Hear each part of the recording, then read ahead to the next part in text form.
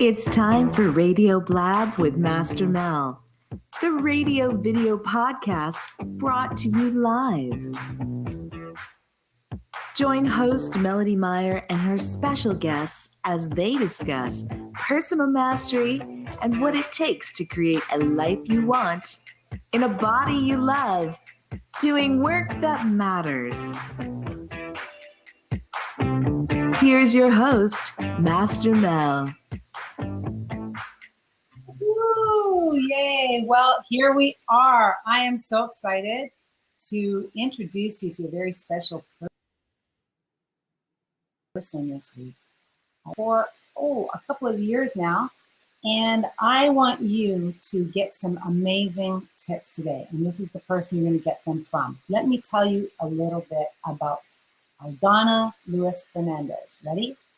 She is going to help us negotiate with confidence and teach us how to ask for exactly what we want.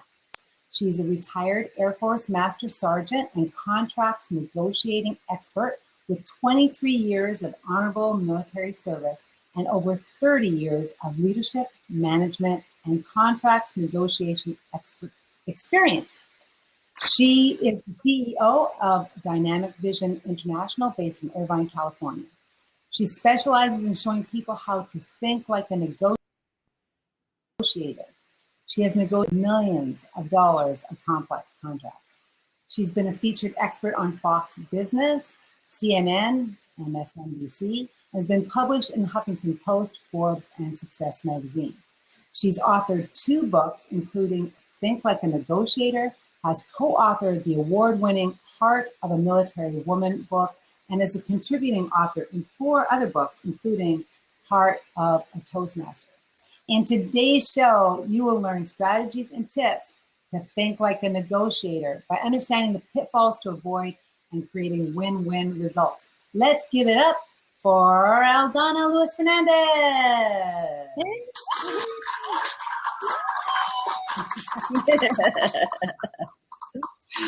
All right, girl. Well, I am so glad that you're here. And I wanted to, put the props out there for you for all the things that you have done. First of all, can I just say thank you for your service? I got to tell you, vets are some of my favorite people. And I just appreciate what you've done for our country so much. I know you're retired now, but you can never really truly get out, can you? No, you can't. Once a vet, or once an Air Force girl, always an Air Force girl. I mean, I retired as a Master Sergeant, but I still carry that with me. And now you have family. Yeah, that are carrying on tradition. Yeah. So yeah, you're never that far away, for sure. So what I want to do is I want to hear your top tips today. Maybe tips that you don't tell anyone else because they're so good. All your secrets. Actually, I know in your book you go, right? 50? We won't have time to go through 50 today, but what do you think we could do today? Well, as far as negotiating, we can just go and see how it goes. I mean, some tips are you need to expand on a little more than others. It just depends. Okay. So I want to get into that in a little bit, but first, I want people to get to know you a little bit, because there is so much more to you than negotiating. And in fact, when I was making up the little icon for this show, I put in Biker Babe, because I know you're a Harley girl. Right. I love that about you. Tell us a little bit about bikes and you and bikes. Well, I've been riding Harleys for 20 years. I started out on the back and decided I wanted to learn how to ride, and went and took the motorcycle safety course, and that's kind of how it started. And I actually had been riding about 3 months before I got stationed in England, where they drive on the other side of the road. So I had to contend with all of that. And then it's really interesting when you're over there and you're used to that side of the road, then you go on a ferry and you go across where they drive on the side of the road we're used to. That it's a different paradigm. You have to switch your head around. But I've been all over Europe, across up to Norway, I even did a dirt bike trip about 5 years ago, raising money for breast cancer research, through Alaska up to the Arctic Circle, through the Yukon to the Arctic Circle and back. So I've had a lot of adventures across the U.S. as well. Yeah, it's great, and I don't get to ride as much as I'd like to right now. But a little road called Ortega Highway is not very far from my house, and it's about 29 miles of twisty, so I can go get my twisty on and come back and go rejuvenated. You were featured in a magazine. Like, you had a big spread, like where you were on your bike and everything. You look so hot in those pictures. Crazy. What magazine was that? AARP. AARP. Hello. Yeah. They a friend of mine who's a journalist in the motorcycle industry got contacted by their journalist and said, "Do you know a woman rider who's over 50 who rides a Harley and was in the military?" Yeah, I have just the person for you. So, and they took me, I was up in Malibu, and they did the whole, hair, makeup, clothes, photo shoot. Peter Yang, a very renowned photographer, spent hours taking photos of me, and they had a picture of me sitting on my bike that was just amazing. So, did you get copies of those photos? I do. I actually have it up. It's on my It's in my Facebook. It was one of my the big banner picture, but right now there's a picture up there of me and my daughter. But if you go look at my banner pictures, it's in there. So yeah, really, really awesome.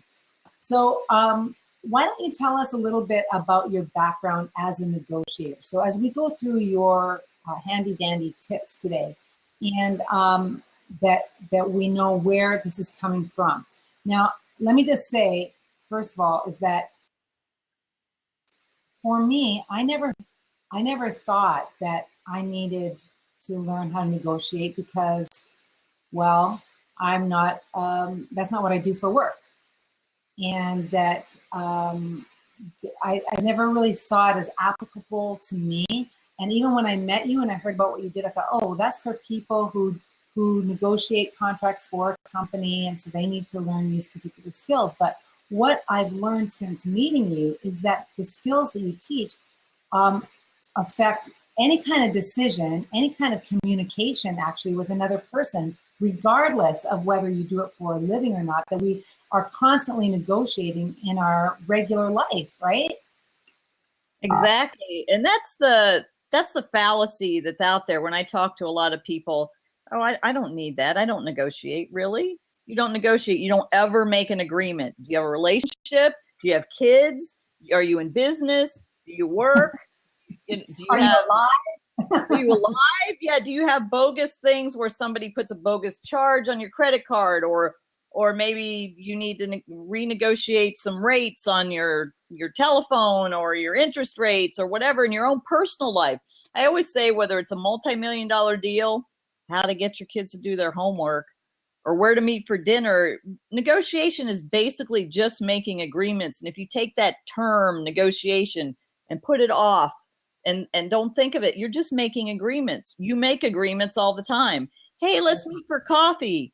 Okay, I can meet you at 8. Nah, I can't meet at 8. How about 7? No, how about 7:30? That's a negotiation. You've just negotiated the time frame and made an agreement. And those strategies that I teach apply across the board. So you're negotiating every day, whether you think so or not. Everybody is.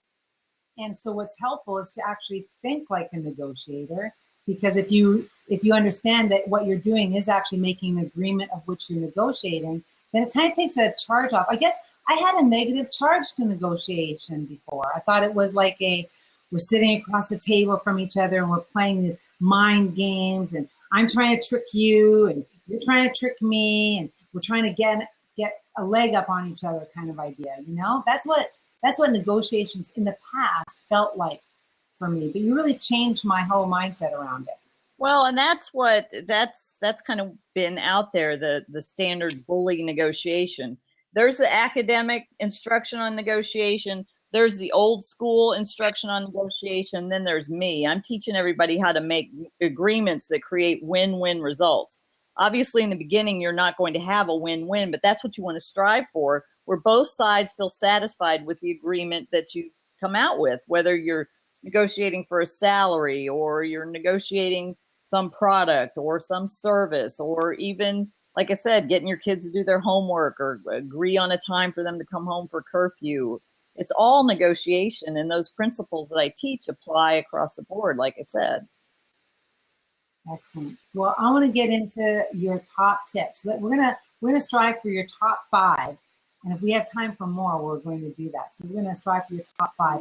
I just want to let you know that last time I was on Blab, I kept getting, and so if that happens again, just keep going, because I just popped back in. Okay, so if I disappear, I will be back. Oh, right. It's just something going on with surges in my neighborhood. Yeah, it cut out a couple times, but I've done enough of this. No, okay, well, she'll be back, and you came back. Bye.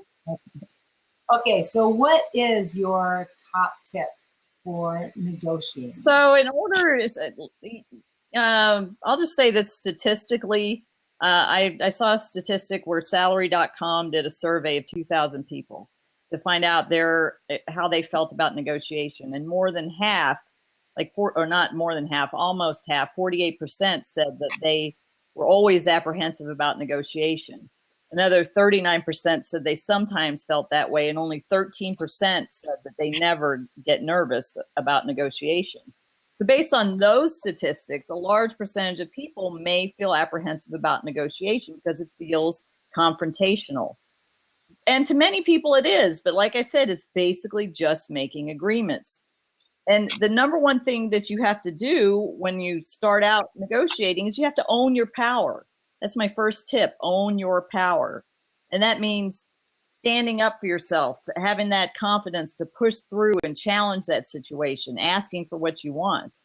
A lot of people aren't confident with that. And I get people that kind of have thought like you do. Well, I don't negotiate, and that's this big boardroom of people, and I don't ever do that, or I don't know how to do that. The best place to go, I say, to get low risk, low cost, high value negotiation training is to go to a yard sale. There you go. Yeah, and the thing is, you have to actually, and people are like, well, Donna, come on, I don't know how to negotiate. How am I supposed to learn how to do that? You actually have to do it to get good at it. Repetition creates mastery. And so a yard sale is a great place to go do some negotiation training, because nobody ever expects to get what they're asking for an item in a yard sale. So it's the perfect way. And if you feel nervous about it, you can't flip a light switch to become an expert. You have to push through and do it. The first time will be your worst. You keep doing it, you'll feel more confident with it. And you can transfer those strategies from the yard sale over to real life. Isn't it that, and I'll just speak for myself, sometimes I feel like I go too much by feeling, and I don't want to negotiate with someone. Let's take the yard sale. So someone's asking $50 for something, and it's like, I don't want to pay $50, but I don't want to insult them. And so I'm like thinking about their feelings, and I'm thinking about how embarrassed I'm going to be like doing it. And like, I go through this whole thing in my head, which they could be like thinking, if this doesn't sell today, I'm going to throw it in the garbage. Like, they don't even care, right? But I've assigned all this value, and I've assigned feelings that they're going to feel, and projections about what I'm going to feel. And it's all going on inside my head.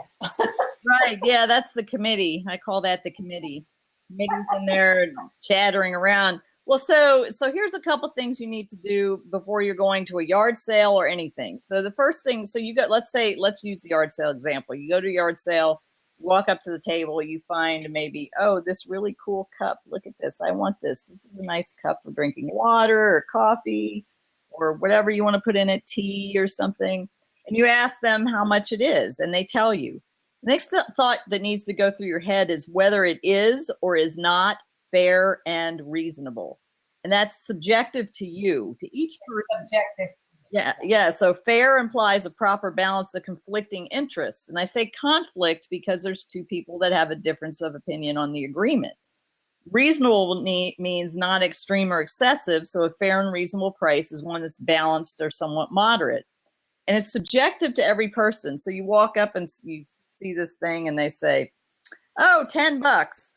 You might say, egads, you've got to be joking. $10 for that? I could go buy a new one for that. Or you might not. You might just think that to yourself. Depending, but egads is a negotiation strategy where you can, let me do a little side story there. I went to a yard sale. My son was a toddler looking for a walker, you know, the little walkers, and guy had one, and his kids were older, so this stuff must have been sitting in his garage forever. So he's having a yard sale, and I walk in, and he tells me, now my son was born in 1993, so this was probably 95, 94, 95, and you know, they were probably about $20 new. So I go in and ask him how much it is, and he says $15. I was like, how much? He was like, what do you want to pay for it? And I said, well, I have $5 here. He sold, took it, $5.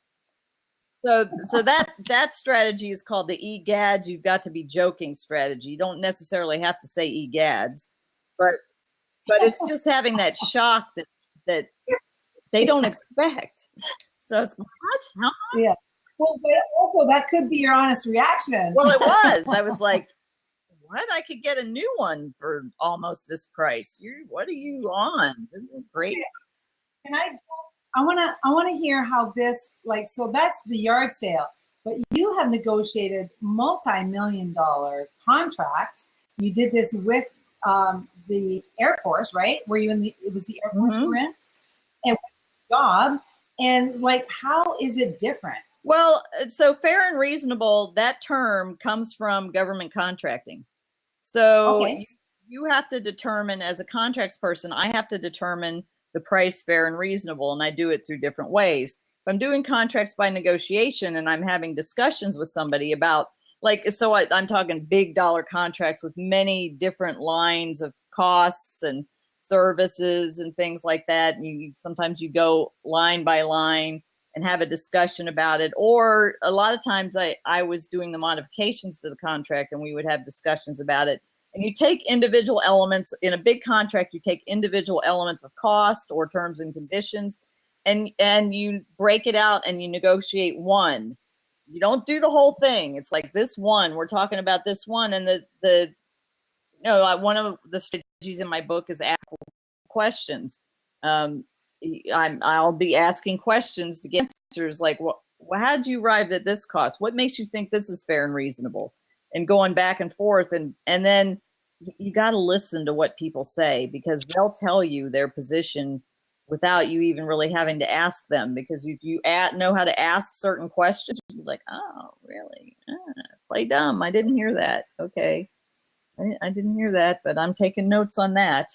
You know, but but the stuff is still the same. You apply some of the same. Call another. Prepare in advance is the next strategy I was going to talk about.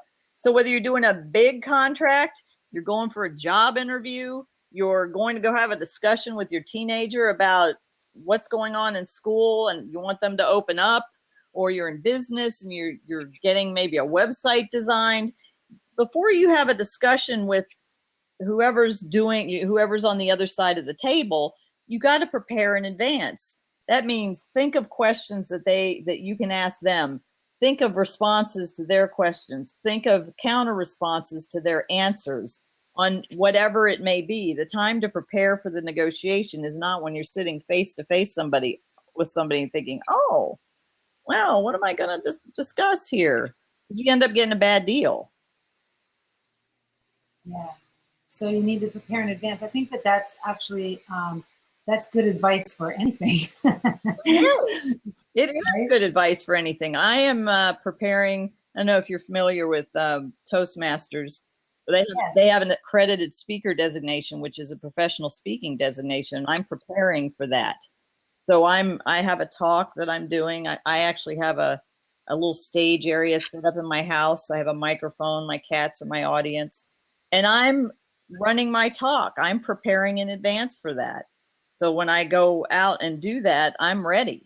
So it's anything. It's thinking like, you probably do it when you go to set up a booth somewhere at an event. You think, okay, what do I need? How am I going to be? What kind of forms do I need? What am I going to promote there? What am I going to say to people? If they say this, what am I going to say? That's all negotiation.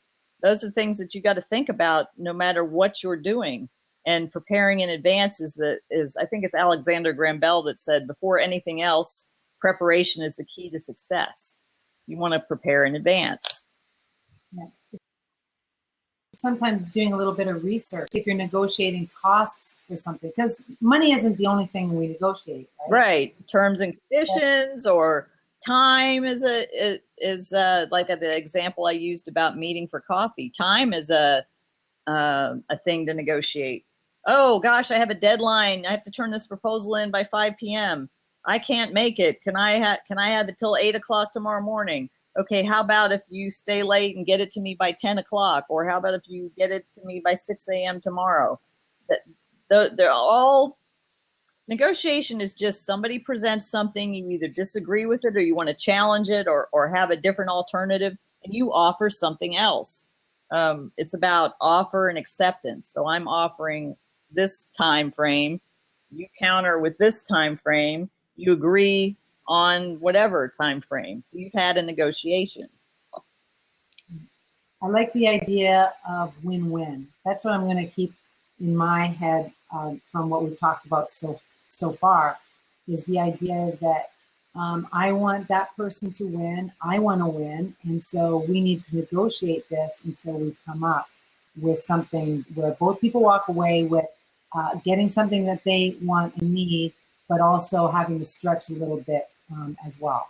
Yes? Yeah, because you're not going to get everything you want. I'm not going to get everything I want, but as long as at the end of the discussion we're satisfied with an agreement, that is win-win results, and that's what you want your outcome to be. And you have to decide, and it depends on certain things, having certain discussions. You want to make sure you're not going to undercut somebody so much that it's going to take away from their profit or their success in the business, and the same with you. And sometimes honest discussions come up like, really, I can't do it for that, or I'm just going to lose big time. Are you able to do it for this? And a lot of times we're afraid to ask for exactly what we want. Especially women, we're not taught to ask. We're taught to just, okay, yeah.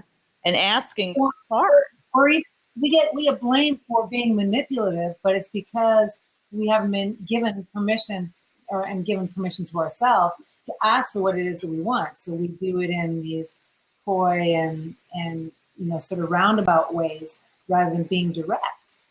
Right. Yeah. And most women are not direct communicators to begin with. It's hard for women to be direct because of our nature. We're nurturers. We take care of family, or we have children, or whatever along those lines. And so it's harder for us to be direct. But the language of negotiation in business is direct communication. I just happen to be very direct because I've spent most of my time in male-dominated environments. And sometimes people don't expect that for me, but since I am a woman, they have the normal stereotype that, okay, wow, you're really direct. That's a lot to take. Can I ask you a personal question?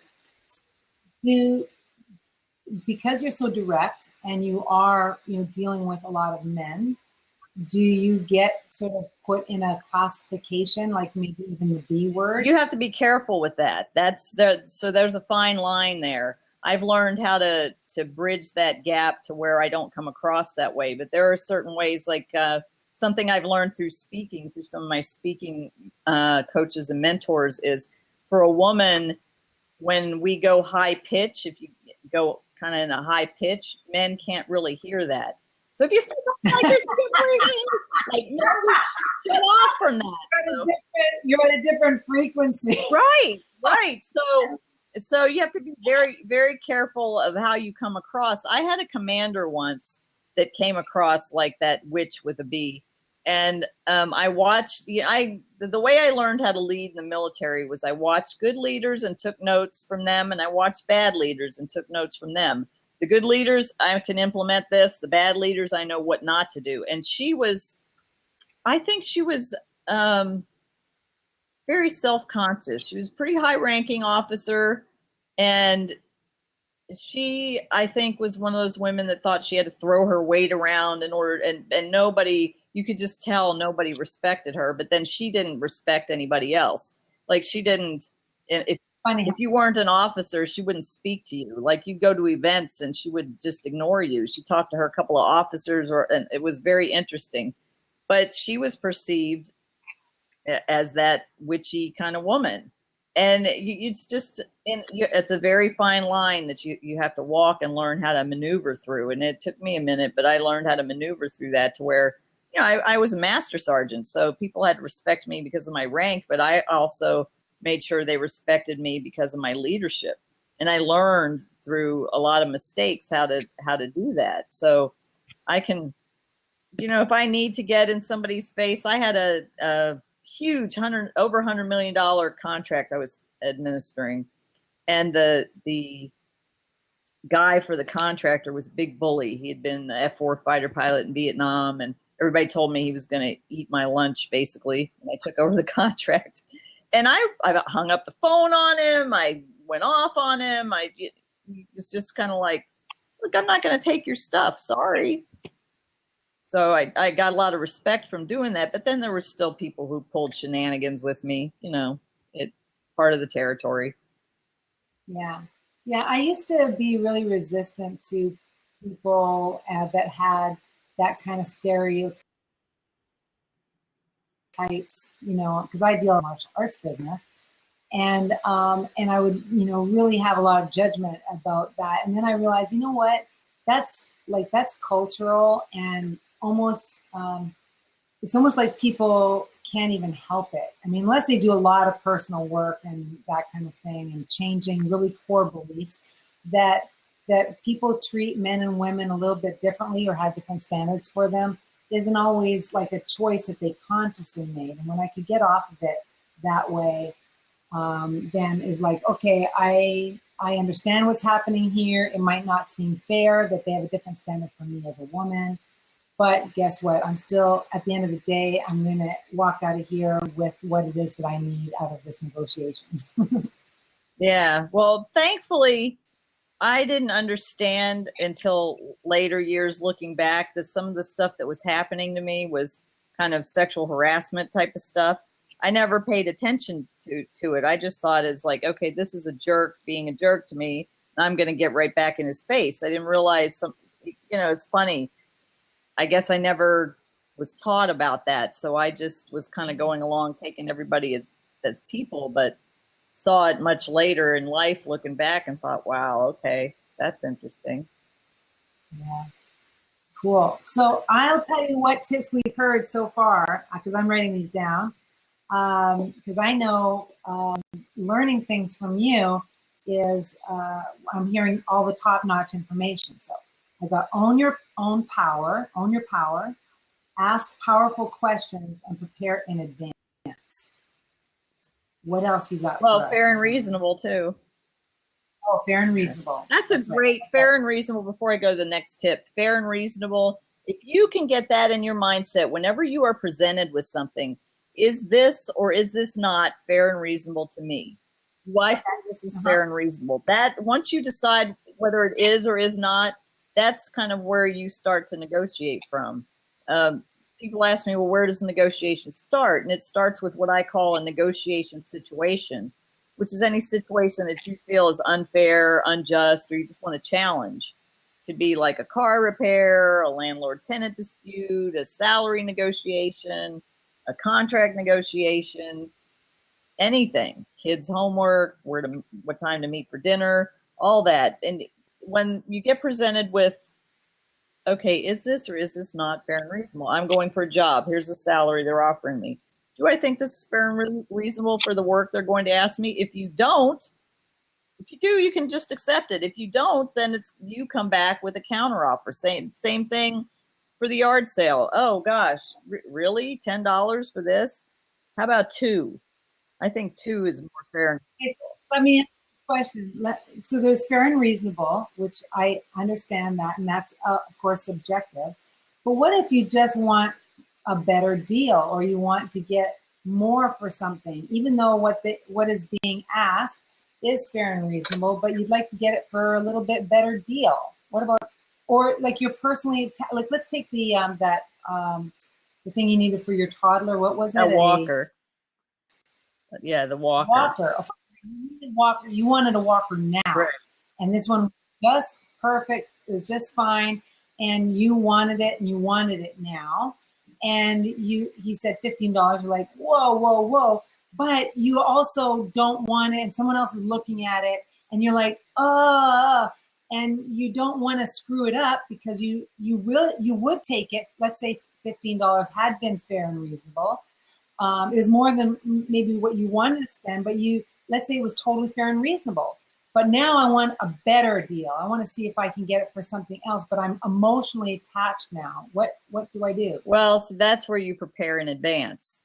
You've got to decide in advance what your walk away point is, because emotion drives a lot of stuff. Okay, I'm walking up here. I see a walker over there. I am not going to pay any more than $10 for this. I don't care what. I'm making an agreement. So you negotiate with yourself.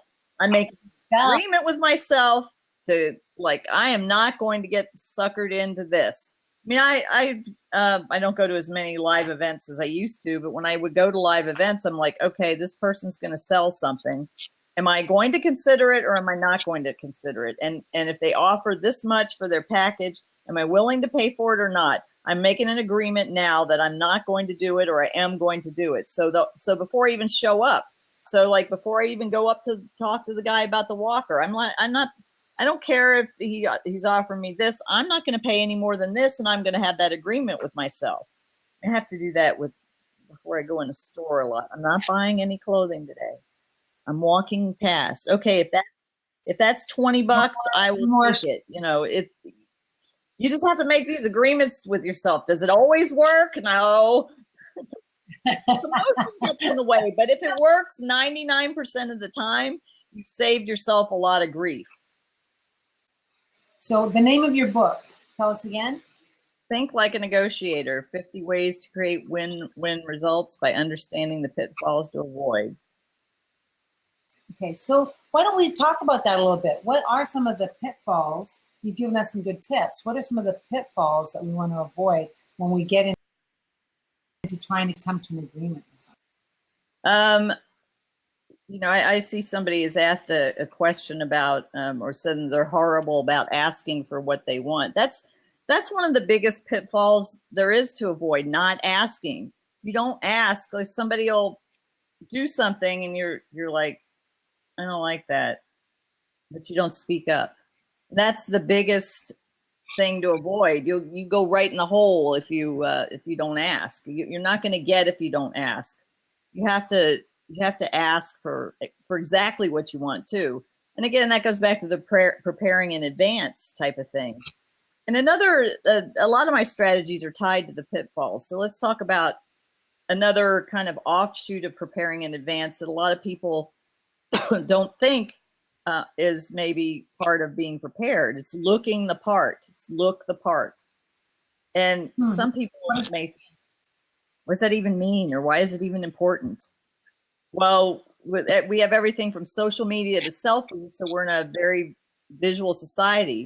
For instance, if I was on here with my hair 20 different directions and, you know, maybe wearing something raggedy or whatever, people might make different judgments because we are a visual society. So for whatever your situation is, you want to look the part for that. So for instance, if I'm speaking on a stage, I always wear a suit or a dress. That's my brand. That's what I wear.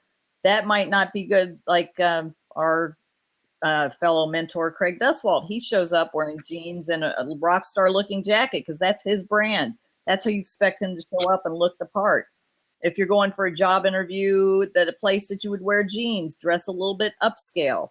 I know of a young lady who went to an interview at a pizza place wearing raggedy jeans and a sloppy t-shirt and wondered why she didn't get the job. And sure, she would have worn jeans to work, but her appearance said she didn't care. So if your appearance says you don't care, what else might they think you don't care about? It negotiates for you and speaks volumes before you even utter a word. For instance, I saw a video of somebody speaking on stage and they came out in all black. The curtain was black. You could not see them. So you have to think about those things. I even say look the part, even if you're not in person, if you're talking on the phone, because it helps you own your power. You look the part for whatever your industry is. It'll help you be a more powerful negotiator and be more confident, which confidence is the number one thing you need to be a good negotiator. Well, I have a question around, like, I get the part of asking for what you want, because I used to make, well, and I still do, I make everybody around me do that. When my kids were growing up, I would say, you know, they come out, I'm hungry. It's like, thanks for sharing. Oh my gosh, like my daughter tells that story. Like she tells that story. Like my mom, I would come up to her and say, I'm hungry. And she'd say, okay, I'm hungry. You should fix me something. You didn't ask me to do anything, but I'm hungry. Okay, that's a statement. Thank you for sharing that. But what is it you want? Will you please make me something to eat? Yes. What would you like? Peanut butter and jelly sandwich. Great. I'll get right on that. But you know what? She's 25 years old now, and she will ask for exactly what she wants.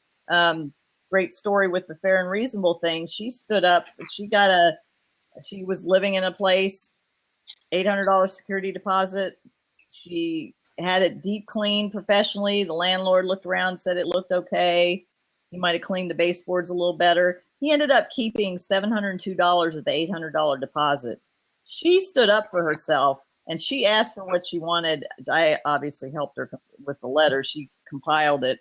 I did with her what I do with any of my clients. I told her where to go, what to do, research to do. I told her to do a letter. She went and researched the California Landlord Tenant Code, and she contacted the County Office of Consumer and Business Affairs. She wrote the letter. I tweaked it. She sent it off. She told the guy she'd take him to court if she didn't hear from him in 3 weeks. And he called, but she didn't call him back right away. So I think he got scared and he sent the whole deposit back. So she stood up for herself and asked for exactly what she wanted. That's the actual most important thing in negotiation, is asking for exactly what you want. So what do you do with people, and we'll talk about it out there, but we can also make it more personal. What if I don't know what it is that I truly want? Because one thing to fight for what you know you want, or what's reasonable, that kind of thing. But I find a lot of people aren't even in touch with what it is that they truly want.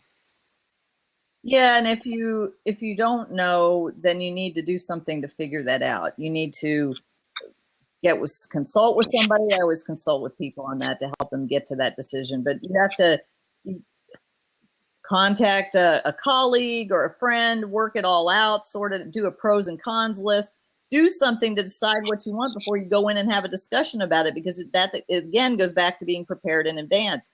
If you aren't prepared, you're going to walk away with a bad deal, most likely, because you don't know what you want, and then you end up giving in or agreeing to something, and then you walk away and you're like, gosh, how did that happen? That's not really what I wanted. You have to figure that out before you actually go into the situation. Well, what is it I want out of this? A lot of times when people contact me and ask me to book me to speak, before I have a conversation with them, I'm like, okay, let me research the event. All right. Okay, if they pay me, this is what I want.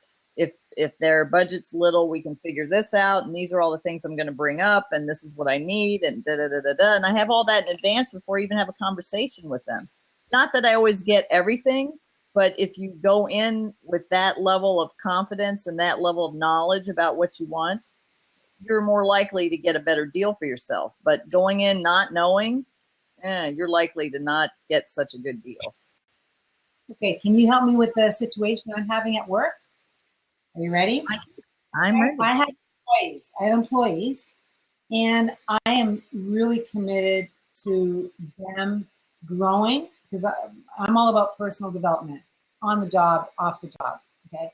And I'm really committed to helping them and supporting them in what it is that they, in their life, like in general, not just their job. But if I'm talking about their job specifically, and we're trying to make long-term plans and so forth, and I'm talking to them and trying to pull out of them what it is that they want, like what is it that they're wanting to, what kind of direction are they wanting to go with their lives and so forth, and trying to find a way so that I can support that within my organization, because I want to, I like keeping employees when it works, when it's a win-win. But so many times people don't know what they want, but they're full of a big long list of what they don't want and what they don't like. And they can mumble and complain about, I don't like this, I don't want that, I don't like. Great. Thank you for sharing that. Now, what do you want? Well, I don't know. Well, Go ahead. I got the perfect answer to that question. When they say, I don't know, say, well, if you did know, what would the answer be? Yeah. And then just get quiet. Another strategy is stop talking. My kids used to do this to me all the time. And I have friends, oh, I don't know. Okay, well, if you did know, what would the answer be?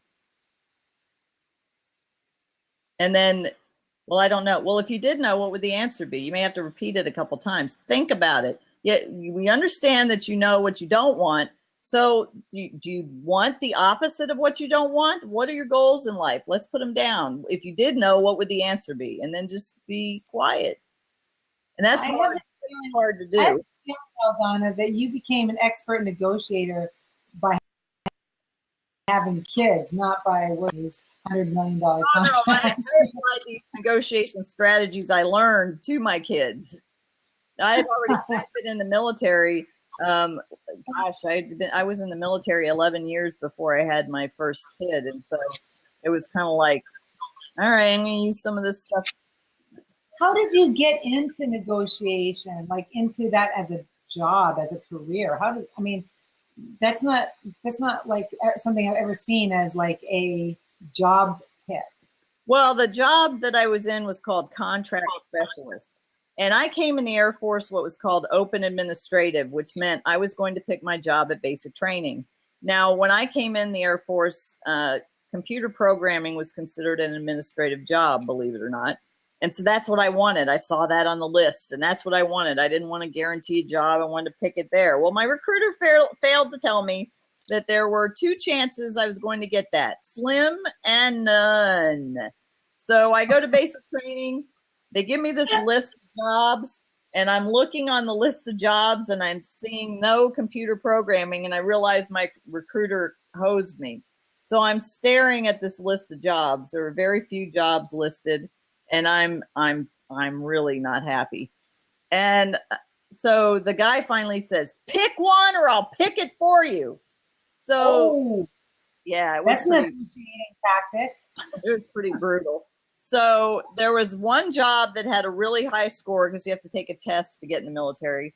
And there was one job that had a really high score, and all these other jobs that had half the required score of the top job. So I thought, you must need to be smarter to do this job than these jobs. So I'm picking this one. I have no idea what it is, but I'm picking it. It was called contract specialist, and that's how I got into it. And it was purchasing, contracts administration, contracts negotiation. And funny thing about it, I ended up doing 5 years of my 23 doing computer system administration. So to my recruiter, I still got to play with computers anyway. Oh my gosh, that is a great story. I'd never heard that one before, Eldonna. How you got into it. That's awesome. All right. So what other pitfalls do we have to make sure to steer away from, or another tip that you'd like to give us? And we don't have that much time left, so I'm feeling a little anxious as we want. Well, I'll tell you what, I usually end most of my presentations with this. One of the most powerful strategies you can use in negotiation is to stop talking. It's that uncomfortable silence that if you can get comfortable with the discomfort of silence, it's one of the most powerful and effective tools you can use in negotiation. If you really want to own your power, learn how to leverage the power of the pause. The power of the pause. I like that. Yes, people don't like the silence. Every time that so when I'm speaking and I do it, I'm like, stop talking, and I just put down the mic and I kind of scan the audience, and I'm not saying anything. And somebody either giggles or somebody says, you can talk now. or somebody twitches or something because it is uncomfortable and they don't know what to do with it. Well, there is truth to that adage, he or she who speaks next loses or concedes in the negotiation. So if you're coming down to a point where you can't agree, you're going back and forth, and it's about ready to come to a head, you just put out your final point and then you just get quiet and kind of stare.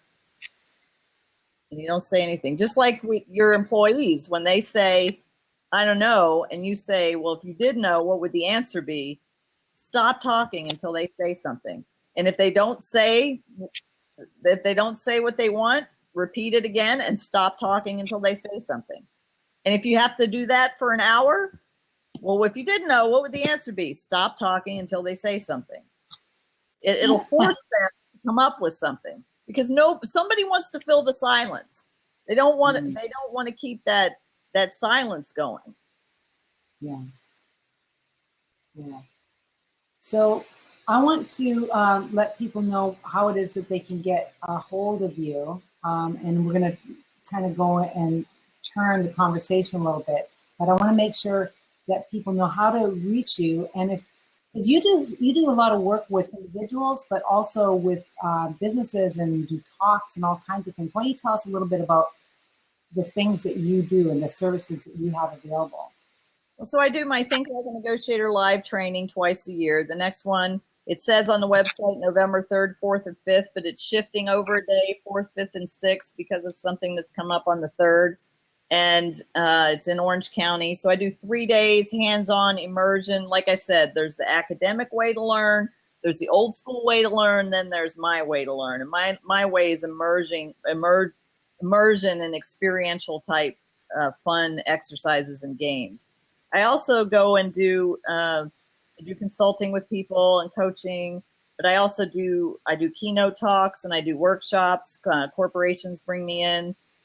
Organizations, agencies bring me in to do. I train on negotiation, but I also have several other topics like business relationship management, effective presenting skills, team building, self-leadership. So I have more than just Think Like a Negotiator, although negotiation is my primary platform that I'm leading with. But I have been contract claims. I've been hired to do a lot of different courses. I can create courses with exercises. I just did the National Latina Women's Business Association in Inland Empire, a workshop on Tuesday, 3-hour workshop, and they were just totally excited about it. And I just love transforming people's lives and help them be a stronger, more powerful negotiator. Well, so you can get all this information on your website, correct? Right. ThinkLikeANegotiator.com. ThinkLikeANegotiator.com. Excellent. Good. So, I teach people about how to take care of themselves. And one of the things I do is talk about feeding yourself pies, and which people think is really funny since I don't really eat pie, but but feeding yourself pies, which is really just an act for physically, intellectually, emotionally, spiritually. And so I was wondering, because I find you to be and have a lifestyle of which you've got and created a lot of balance for yourself as an entrepreneur. Now, I know you haven't always been an entrepreneur because you're in the military for so many years, but now you are, and you're making things happen. And I really respect how you're doing that. And so a lot of people that I have that listen to my show are entrepreneurs, and they're always looking for tips and tricks on how to have more balance in their life and how to feed themselves in all those different areas. So I would love to get some of your your tips on how it is that you yourself in each of these areas to create the lifestyle that you enjoy as an entrepreneur. And so you are a woman. You've already said you're over 50. You need to know exactly what that is. But how do you take care of yourself physically? Because you are in shape. You can ride your Harley around. You are taking care of yourself. You still get into I've seen you in your uniform. You still get into your uniform, for crying out loud. That's amazing. How is it that you take care of yourself physically? I retired in 2003 and I can still wear that uniform. So, well, what I do, and I call this is the other part of negotiating balance in your life. So I start off my day like today, I went down to the beach and walked and climbed on the rocks and stuff like that. I swim. I do some beach body workouts. When I do something pretty much every day, unless I sometimes have a day off or whatever. I do something every day for myself, both physically and spiritually. I have prayer time in the morning. Like today, I went down to the beach and did my prayer time down there. And I listened to a message from the pastor from my church, and get my head straight before I really get out into the world. So that's kind of what I do. So I do yoga sometimes. It just depends, but I do something. Like right now, since it's hot, I've been swimming in the pool every day. Great. So you're staying active, essentially. Yeah, definitely. I can't run. I used to run in the military, and I did like 5Ks and stuff. I can't really run anymore because my knees can't take any more running. 23 years of running, So I don't run, but I make sure I do something for myself. Otherwise, I'll feel really sluggish. And then I work on eating clean most days too. Skipping. Yeah, some days it's hard. I noticed my pants were getting a little tight. My skirts, I'm like, okay, I need to cut back on some not so good stuff. So, but I just tweak that. It's like you just got to do that with yourself. Some people just think, well, you just need to buy bigger pants or a bigger skirt. No, that's not happening. I'm telling you, that's like I have been retired from the military 13 years, and the uniform I have hanging in my closet is the uniform I wore at my retirement ceremony, and I wore that to go to a taping of The Voice last month, and it still fits. So it sounds like it's part of this negotiating you have that you do with yourself. That's you have to. Cool. Yeah, you have to negotiate with yourself first. Yeah, that's my biggest takeaway today, Eldonna, is this whole idea about negotiating with myself. I like that a lot. Yeah. Okay, so that's physically and spiritually covered those. How about intellectually and emotionally? How do you feed yourself in those areas? So intellectually, I'm always, I attend workshops, and I listen to I have some programs that I'm going through right now, and read books, and both on the business side, but also in my faith side too. I do some reading there, the Bible and things, or maybe a book, spiritual book. I have a little daily reader that I read, and I get some inspiration there. So I think the emotional side, I just make sure. I mean, I've done a lot of work on myself, but you've probably heard my story. Both my parents were alcoholics, and I made a lot of bad choices in relationships and had to heal that part of me. And so I am so grateful for my peace of mind, and to keep that clear. I don't have drama in my life. I keep my life free of drama and toxic people and toxic situations. And I don't, people laugh at me. I like, the only TV show that I've watched on my TV is like The Voice. I don't even have regular cable with all the channels. I have just the basic package. I don't look at a lot of news. I keep the good stuff going in, so the trash doesn't float around in there. I mean, you need to look and see what's going on, but I keep more positive going in than negative. Positive music, uplifting music, and things like that. So I'm always, when I'm on that path and I'm always feeding myself, my peace of mind stays at a high level, and I'm so grateful for that, because I haven't always had peace of mind like I have today, and I'm so grateful. That's awesome. So those are all really great tips, and I appreciate that so much, because a lot of people look at the entrepreneur lifestyle as being one of, you get up when you want, you do what you want, and when instead I have found that the most successful entrepreneurs that I've met actually have structured times and create their own opportunities to feed themselves in each one of these areas, and that's how they find balance, and they make room for a lot of success in them. I also have a garden that I play around with, and that's very relaxing. But there's some disciplined things I do. When I get up out of bed, I make my bed. When I go to the grocery store, I put the shopping cart back. Some of those kind of things are ways that I negotiate with myself to make sure that I'm I'm staying in alignment with my values. So, just making the bed, and like, I can't really say right now that my house is that clean, but I like, Yeah, don't put the camera around. We don't want I know. Well, that's why I'm not at my desk, because I just got back from a week-long trip in Cancun, and then went right into training. And it's kind of a little bit of a mess. So here I'm sitting in a different, look how nice and clean it looks over here. Well, thank you so much for being with us, Eldonna, and giving us your tips. Make sure, if you're listening to this on the radio, make sure you took down that URL, thinklikeanegotiator.com, Eldonna, and get lots of tips. She's got lots of free stuff on her site that can give you and continue to give you great tips. Or pick up her book. It's really awesome too. 50 tips in there for you to make sure that you create win-win situations when you're making agreements of any kind. So thank you so much for being here. Thanks for everyone here on Blab. It's great to see you and talk to you. And we will see you next time on Radio Blab with Master Mel. R-E-S-P-C-T, find out what it means to me. R-E-S-P-C-T. Thanks for listening to Radio Blab with Master Mel. Live each week, Melodee Meyer empowers you to become a black belt in your business and life every Thursday at 6 p.m. Eastern, or anytime 24/7 on RadiostarWorldwide.com.